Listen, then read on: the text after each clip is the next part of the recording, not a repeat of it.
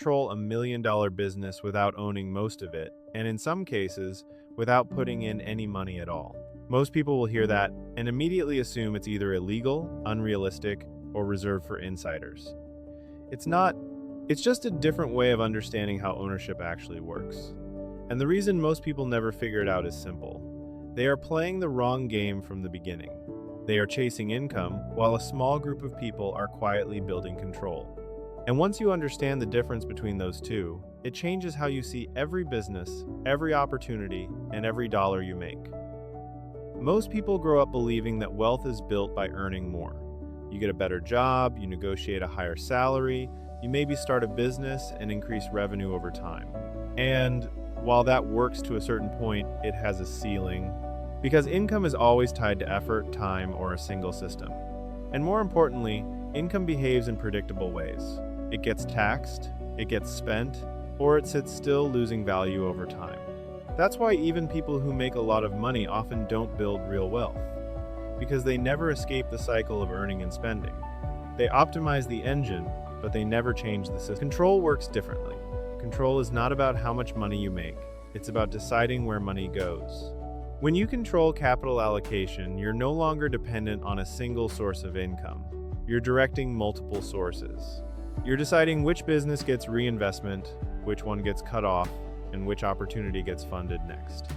That is a completely different level of leverage. It's the difference between being inside the machine and owning the machine. And this is exactly how people like Warren Buffett operate through Berkshire Hathaway. They don't focus on earning more money from one business. They focus on where billions of dollars should move across many businesses. And over time, that decision-making process compounds far more than any single income stream ever could. To understand how this works, you need to understand what a holding company actually is, because the term gets used loosely, and most people misunderstand it. A holding company is not a business in the traditional sense. It doesn't sell products. It doesn't deal with customers. It doesn't manage day-to-day operations. Its entire purpose is ownership. At the top, you have a single entity. Under that entity, you have multiple operating companies. Each of those operating companies generates revenue, pays expenses, and produces profit. That profit then flows upward to the holding company, and from there, it gets redeployed. That's the entire system. It sounds simple, but the implications are massive. Because once you separate ownership from operations, you create flexibility, you create control, and you create optionality. But here's where it gets more nuanced. Ownership does not automatically mean control. This is one of the most misunderstood concepts in business. People assume that if you own more than 50 fund trum, you control the company. And while that is often true, it is not always true. Control is determined by governance, not just percentages. You can own a majority stake and still lose control if the agreements are structured poorly. On the other hand, you can own a minority stake and still control the direction of the company if the governance is designed correctly. This is why structures like dual-class shares exist. Companies like Alphabet Inc. have designed their ownership in a way that allows founders to retain control, even without holding the majority of economic interest. Because in the end, it's not just about how much you own, it's about what decisions you can make. Now, let's bring this down to a practical level, because this is where most people start to disconnect. They understand the theory, but they don't see how it applies to them. So, imagine a simple scenario. There is a small business generating around $300,000 a year in profit. The owner has been running it for decades. They're tired. They're not interested in modernizing it. They're not interested in scaling it, they just want stability or an exit. Most people look at that business and immediately think, I can't afford that. They assume they need hundreds of thousands of dollars in cash. But that assumption is based on a very narrow understanding of how deals are structured. In reality, deals are rarely about cash. They're about alignment. If you can bring something to the table that the current owner cannot, you have leverage. That could be operational expertise, marketing capability, systems thinking, or simply the willingness to grow the business when the current owner no longer wants to. That gap between what the business is and what it could become is where deals happen. And instead of paying up front, you structure the transaction. Seller financing allows you to pay over time using the cash flow of the business itself. Earnouts tie part of the purchase price to future performance. Equity can be exchanged for execution. In other words, the business pays for itself. You are not buying with money, you are buying with competence and structure. This is why structure matters more than price. Beginners focus on how much something costs. Professionals focus on how the deal is built. Because price is fixed, but structure is flexible. You can take the same $1 million valuation and turn it into completely different risk profiles depending on how you arrange the terms. If you pay everything up front, you carry all the risk. If the seller finances part of the deal, the risk is shared. And more importantly, incentives are aligned. The seller now has a reason to support your success. They are more likely to stay involved, to transfer knowledge, and to help you avoid mistakes that are not visible on paper. That kind of support has real value, even though it never shows up in a spread. But none of this works if your foundation is weak. This is where most people fail, not because they don't understand the big picture, but because they ignore the details. At the beginning, your structure needs to be clean. One holding company, one operating company, separate bank accounts, proper documentation. It sounds simple, but it requires discipline, because once money starts moving, it becomes very easy to blur the lines. Personal expenses get mixed with business expenses. Informal transfers happen without documentation. And over time, the separation between entities disappears.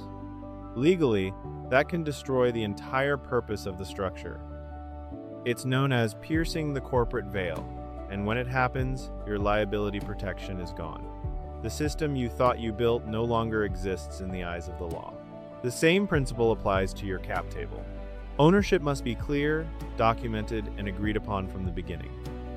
Because eventually, you will want to bring in a partner, raise capital, or sell part of the business.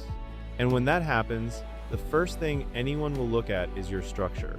If it's messy, it signals risk. If it's clean, it signals competence. And that perception alone can determine whether opportunities open up or close. As you move forward, the second deal becomes more important than the first. The first deal is chaotic. You are learning everything at once. But the second deal is where patterns start to emerge. You begin to see what actually matters. You see which assumptions were wrong, which systems failed, and where your time was really spent. That gap between expectation and reality is where your playbook is created. And if you don't document it, you are forced to relearn the same lessons over and over again. This is why companies like Constellation Software have been able to scale so effectively. They don't rely on intuition. They rely on repeatable systems. They know what to look for, what to avoid, and how to integrate new businesses quickly. Eventually, you reach a point where effort is no longer enough.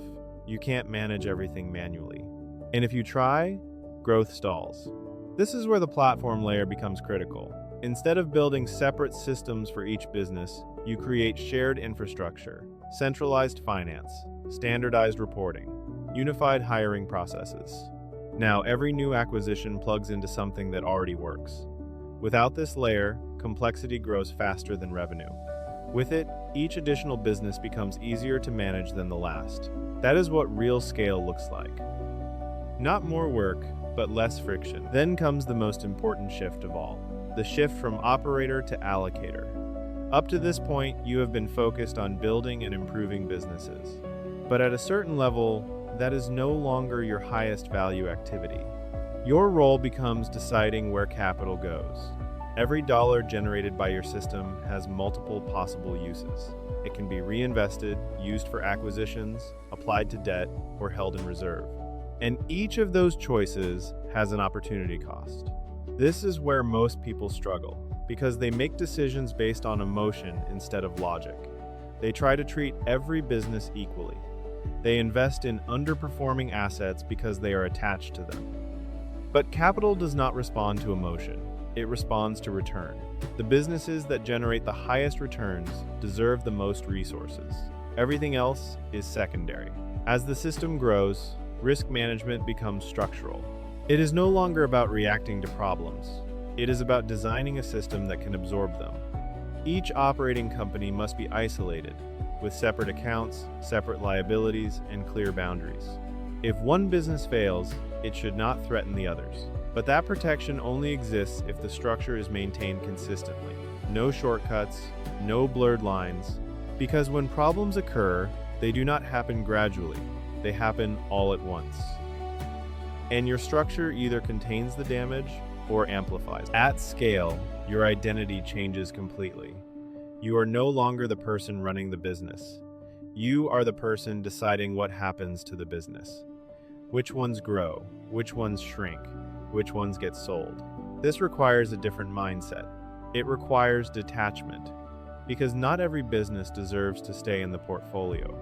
Letting go is not a sign of failure. It is a sign of discipline. This is how organizations like Blackstone operate. They are not emotionally attached to assets. They are focused on performance, allocation, and outcomes.